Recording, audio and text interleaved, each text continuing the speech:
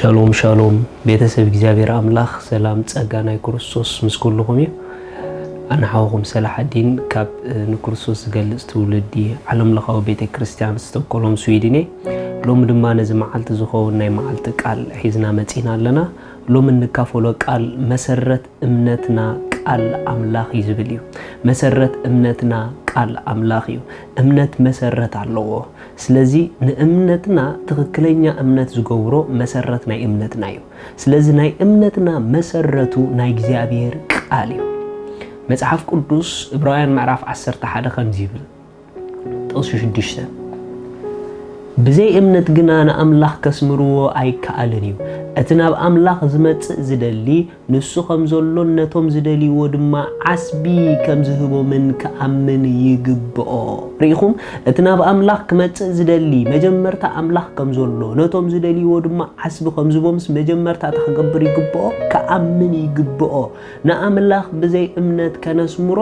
ኣይከኣልን እዩ ብዘይ እምነት አምና እግዚአብሔር ፍቃድ ክንመላለስ ክንነብር ኣይከኣልን እዩ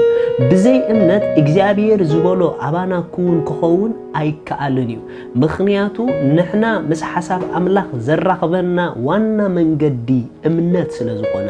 እግዚአብሔር ምስ ደቁ እግዚአብሔር ምስ ፍጥረት ዝመላለሰሉ መንገዲ እምነት ስለዝኾነ ስለዚ ብዘይ እምነት ማንም ሰብ ንእግዚአብሔር ከስምሮ ኣይክእልን እዩ ብዘይ እምነት ማንም ሰብ ከም ትብልባ አምላኽ ዘሎ ኮይኑ ክነብር ክመላለስ ኣይክእልን እዩ ምክንያቱ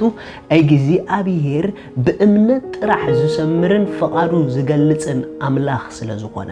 ስለዚ ኣብ ክርስትና ብጣዕሚ ኣዝዩ አገዳሲ ኢምፖርታንት እንታይ ተዳኢልኩም እምነት እዩ ምክንያቱ በእምነት ኢና ንርእስና ኣብቲ ናይ እግዚአብሔር አጀንዳ ከም ትርከብን ከም ትጎይን እንገብራ ስለዚ እምነት ክሳዕ ክንድዚ አገዳስነት ኣለዎ ብምሉኦም እቶም ዓበይቲ ኣብ ምድሪ ኣብ ዝነበሩሉ ጊዜ ሰማይ ብህይወቶም ተገሊጹ ንእግዚአብሔር ኣኽቢሮም ዝሓለፉ በእምነቶም እዩ መጽሐፍ ቅዱስ ነቶም ዓበይቲ በኣይ ተመስኪሩሎም ኢሉ በመን በእምነቶም ስለዚ ኣነ ንስኹም ድማ ኣብ ዘመንና እግዚአብሔር ዝኸብረሎም ሰባት ክንከውን ኣብ ዘመንና ንሰማይ ክንገልጽ ኣብ ዘመንና ሓሳብ አምላኽ ከነፍስስ ንትውልዲ ንደልን ተደኣ ኮይና በእምነት ኢና ክንገብሮ ንኽእል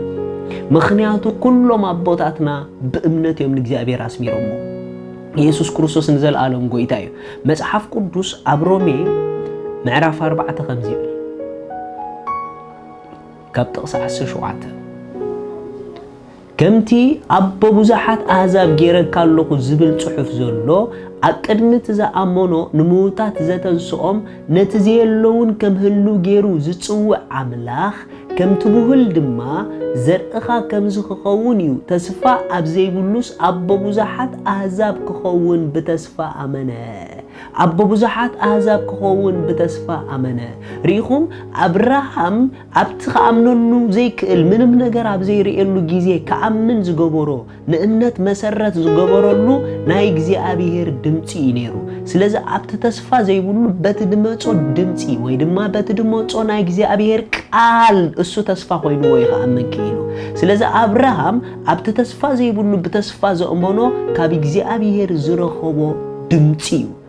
ሪኢኹም ኣሕዋት ቃል እግዚአብሔር እንተዳ ኣለና ድምፂ ትልዑል እንተዳ ኣለና ብትኽክል ኣብ ናይ እምነት ዓለም ክንነብር ንኽእል ኢና ኢየሱስ ስሙ ይባረኽ ቀፂሉ ከምዚ ይብል ጽሑፍ ኣስታት ወዲ 100 ዓመት ክንሱ ሙማት ስጉኡን ሙማት ማህፀን ሳራን እናረአየ ንምእማናይ ደኸመን ሪኢኹም ሓደ ጊዜ ኣብ ህይወትና ገለ ጉዕዞ ንጅምሩ እሞ በቃ ክሳብ ክንድዚ ኸይደ እግዚአብሔር ኣይረድአንን ኢልና ምእማን ከነቋርጾ እንደሊ ክሳዕ ክንድዚ ተጸበየ አምላኽ ኣይደገፈንን ኢልና ምእማን ከነቋርጽ እንደሊ ኖ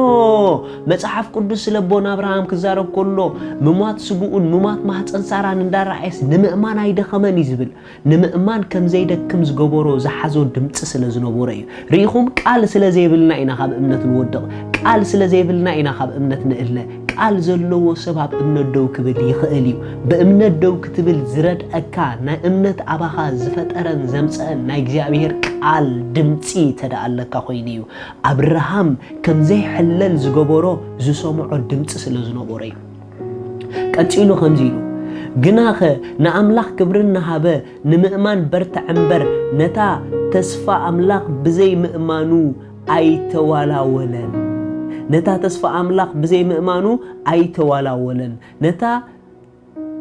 زهابو تسفى كجبراون كإلت كم زلوا أتبعو ترديو نبرة سلزي دما نتصدقي تقوترتلو ريهم أبراهام أتبعو زتردو انتاي تدعيلكموني اتي إجزابير زهابو قال إجزابير سلزقونا إجزابير نزهابو دما كجبرن كفتسمن كعلنت كم زلوا نجزابير نقالوني آمينو ريهم أحوات أب أمنت دوك نبل بأمنت وصيت كنامت بأمنت ريزالت كنامت زرد أنا نجزابير قاليو مخنياتو ناي أمنت تخكلنيا مسرتو قال أملاخ سلزقونا قال تدل أمنت يلن قال تلو أمنت الله أبانا قواتاني أملاخ أمنت كتعطو زجبرا بتز سمعنا يو قال أمنت يعني أبانا متيا ريخوم نايجزي أبير قال أمنت تسكيمين أبانا متيو كم تنسو تسكيمو زومتو كل جزي مسرت ناي أمنتنا دما نايجزي أبير قال يخون مصحف قدوس رومي معرف عسرته توزع عسر شو عاد تخمزيبل أمبارسي أمنت كم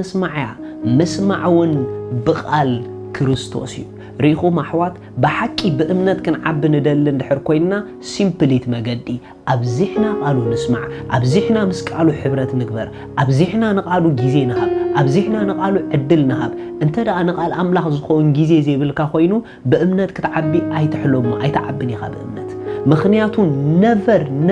ever بزينا إجزابير قال بأمنت كوسخن كعبن زخيل ما نمسب يلن مخنياتو ناي أمنت مسرت قال أملاخ سلزقونا سلزا أبزيحنا قالو خنسمع كلنا بأمنت كن عب نجمر بأمنت زنبر هيوت كأب بقليلو خن نبرو نجمر نجزابير أب هيوتنا كنسمرو نجمر أب حسابون أفقادو نرأسنا خن رغبا نجمر بخمي بأمنت تأمنت كابي متيو كاب قالو سلازي مسرت أمنتنا قال أملاخ يمو مس قالو زلنا جيزين حبرتن كاب جيزينا بجيزي يوسخ بأمنت زنبر سرعات هيوت يبانا زولو إذا سرعات هيوت دما بأمنت ندع عبخات قلت هيوت يو بأمنت كتعبقن قال جيزي عبير أبزيحكا سماعن بلعن كبرن إجزابير أملاخ يخون سلازي حبيرنا همزيلنا عن أوجينا إجزابير أبو سلا اتان عخا التسمر امنت ذهب كاني يمسجنك كالله بقالك كل جيزي بامنت سلا زعبي نعخاون كبر سلا زمت يمسجنك كالله آمين